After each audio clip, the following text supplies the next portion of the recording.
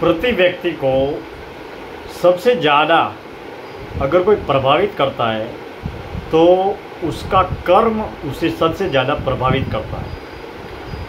हम ताउम्र अन्य व्यक्तियों को घर, परिवार, समाज, गांव, गली, मोहल्ला, देश, समाज, हमारे संपर्क में जितने भी लोग हैं, हम जिनके संपर्क में हैं और जो हमारे संपर्क में हैं, उनको प्रभावित करने की कोशिशों में हम हमेशा जुटे रहते हैं। यानी कि हमारा हर कार्य किसी न किसी को प्रभावित करने के लिए, किसी न किसी को आकर्षित करने के लिए या किसी अन्य व्यक्ति, वस्तु, पदार्थ का रूपांतरण करने के लिए, स्थानांतरण करने के लिए या गति या प्रगति करने के लिए हमारा हर कार्य, हमारी हर घटना होती है। और हमारे मन, बुद्धि, दिल, दिमाग में हमेशा यही विचार होता है कि हम अन्य लोगों को, अन्य व्यक्तियों को, हमारे जो संपर्क में है या हम जिनके संपर्क में है या जो हमारे संपर्क में है, उनको हम हमारे वाणी, विचार, कर्म के माध्यम से किस तरीके से प्रभावित करें, आकर्षित करें। हम यह मानते हैं कि हमारा कर्म जो वाणी के माध्यम से, विचार के माध्यम से या कर्म के माध्यम से जो कर्म हो रहा है, क्रिया हो रही है, वो घर, परिवार, समाज, संसार, गांव, देश में सबको प्रभावित करती है। लेकिन हम यहाँ चूक जाते हैं कि हमारा कोई भी कर्म अन्य लोगों को किस रूप में कितना प्रभावित करता है या नहीं करता है, इस बात का कोई विशेष विषय नहीं है। लेकिन सबसे ज़्यादा हमारे कर्म हमें स्वयं को प्रभावित करते हैं, जिसके बारे में हम कभी गौर नहीं करते, हम कभी चिंतन या मंथन नहीं करते। हम हमेशा यह आकलन लगाते हैं या मूल्यांकन लगाते हैं, आज के इस बाजारवाद के दौर में सारी दुनिया फ्रेंड्स, फैंस और फॉलोअर्स बढ़ाने और बनाने पर तुली हुई है। ऐसी स्थिति में हर व्यक्ति अपने कर्म के माध्यम से, अपनी क्रियाओं के माध्यम से अन्य लोगों को प्रभावित और आकर्षित करने में तुला हुआ है। लेकिन हमारा हर कर्म किसी अन्य को कितना प्रभावित करता है, यह बात कोई विशेष महत्व नहीं रखती है, क्योंकि अन्य लोगों का जीवन है। आपका जो स्वयं का जीवन है वो ही आपका अपना जीवन है।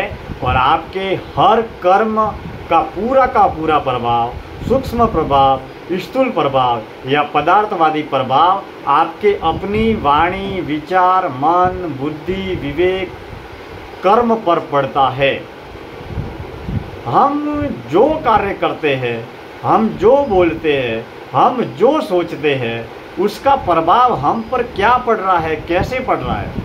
हम जो सोच रहे हैं वो सोचते सोचते हमारे मन में किन विचारों का जन्म हो रहा है, किस तरीके की वाणी का जन्म हो रहा है, किस तरीके के क्रिया का जन्म हो रहा है, कर्म का जन्म हो रहा है, और किस तरीके की क्रिया के जरिए किस प्रतिक्रिया का जन्म हो रहा है।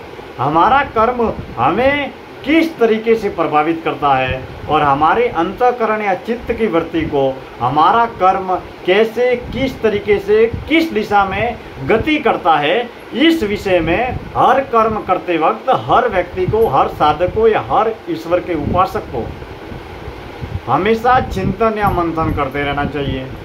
क्योंकि हमारा कर्म सबसे ज़्यादा अगर प्रभावित करता है तो वो हमें करता है, और हमारे कर्म का भुगतान भी हमको ही करना है। आप कैसा कर्म कर रहे हैं, किस तरीके का कर्म कर रहे हैं, अच्छा कर्म कर रहे हैं या बुरा कर्म कर रहे हैं, आपके हर अच्छे और बुरे कर्म का परिणाम, उसका फल आपको ही भुगतना है। इसके लिए कोई भी किसी भी तरीके का कर्म करने से पहले हमें 100 बार सोचना चाहिए कि किस कर्म की क्या गति होगी, और जो कर्म हमारे अवचेतन मन में संस्कार बनकर जो बैठ जाएगा वो हमारे जीवन को ताउम्र प्रभावित करता रहेगा, हमारी चेतना को ताउम्र प्रभावित करता रहेगा। हम कर्म के दौरान जो भी पदार्थवादी रूपांतरण है या स्थानांतरण है या गति है, उसके बारे में तो अवश्य चिंतन और मंथन करते हैं कि कर्म करते हुए हमें कितना लाभ हो रहा है, कितना नुकसान हो रहा है। लेकिन कर्म करते हुए हर कर्म हमारे मन, वाणी, विचार, बुद्धि, दिल, दिमाग पर कितना प्रभाव डालता है, इस विषय में ज़्यादा से ज़्यादा चिंतन हमें करते रहना चाहिए। क्योंकि कर्म करने का जो समय है, वो कर्म करने की अवस्था, वो कर्म करने की घटना, वो कर्म करने का समय गुजर जाता है, लेकिन जो कर्म का संस्कार है वो हमेशा हमारे मन, बुद्धि, दिल, दिमाग में स्थापित हो जाता है। ऐसी स्थिति में हर कर्म करते हुए हमें एक बार नहीं, 100 बार नहीं, 1000 बार सोचना चाहिए। वो भले ही सोचने का कर्म हो या वाणी के माध्यम से बोलने का कर्म हो या क्रिया के माध्यम से कर्म करने का कर्म हो, क्योंकि कर्म ही हमारी असली कमाई है। कर्म से ही हमारे जन्म का, जीवन का निर्माण हो रहा है और यही कर्म हमारे इस जन्म के बाद में अगला जो जन्म होगा उसकी गति तय करेंगे। और कर्म का भुगतान हमको ही करना है। कर्म का भुगतान हमारे घर में, परिवार में, बच्चे, माँ, बहन, बहू, बेटी, रिश्तेदार, मित्र, पड़ोसी, जितने भी आपके संसार में जो भी जितने भी लोग हैं, वो कर्म का भुगतान किसी भी रूप में नहीं करेंगे। आपके कर्मों का हिसाब, आपके कर्मों का जवाब केवल आपको ही देना है। वो भले ही आज दो, कल दो, परसों दो, इस जन्म में दो या अगले जन्म में दो। इसके लिए हमें फैंस, फ्रेंड्स, फॉलोवर्स बढ़ाने और बनाने के इस सोशल मीडिया के दौर में हमें किसी भी रूप में, किसी भी हालत में, किसी भी स्थिति परिस्थिति में कर्मों को सदैव सात्विक सतोगुणी दिशा में कर्म करते हुए, जन कल्याण के भाव से हर कर्म करते हुए ईमानदारी, परिश्रम, सात्विक सतोगुणी और अच्छी राह पर चलकर हमें हर कर्म करना चाहिए, ताकि कर्म के जरिए हमारे जन्म और जीवन की गति हो, वो सही दिशा में हो। और जो कर्म कर रहे हैं वो कर्म हमारे मन को, हमारे बुद्धि को, हमारे दिल को, हमारे दिमाग को, हमारी देह को, हमारे पूरे जन्म और जीवन को हमारा कर्म प्रभावित करता है। इसके लिए कर्म करते हुए हम अन्य लोगों को प्रभावित या आकर्षित करने का किसी भी प्रकार का कोई भी प्रयास न करके हमारा कर्म हमारे जीवन को किस तरीके से प्रभावित करेगा, हम जो भी कर्म कर रहे हैं, जो भी बोल रहे हैं, जो भी सोच रहे हैं, जो भी कर्म कर रहे हैं, वो हमारे घर को, हमारे स्वयं को, हमारे परिवार को, हमारे व्यापार को, हमारे समाज को, हमारे धर्म को, हमारे जो युवा है या जो हमारे शुभ चिंतक मित्र है, उनको किस तरीके से कैसे प्रभावित करेगा। और हर कर्म का हमारे जन्म पर, हमारे जीवन पर, हमारे वर्तमान पर और आने वाले भविष्य पर क्या प्रभाव पड़ेगा, कैसे प्रभावित होंगे हम, इस तरीके के विषय पर हमें अवश्य चिंतन करना चाहिए। और हर कर्म करते वक्त हमें एक बार नहीं, 2 बार नहीं, लाख बार सोचना चाहिए। क्योंकि किसी व्यक्ति की असली कमाई, धन की अमीरी उसकी असली कमाई नहीं है। नाम की प्रसिद्धि और लोकप्रियता किसी व्यक्ति की असली कमाई नहीं है। ज्ञान की विद्वता, बुद्धिमानी और ज्ञानी का ज्ञान उसकी असली कमाई नहीं है।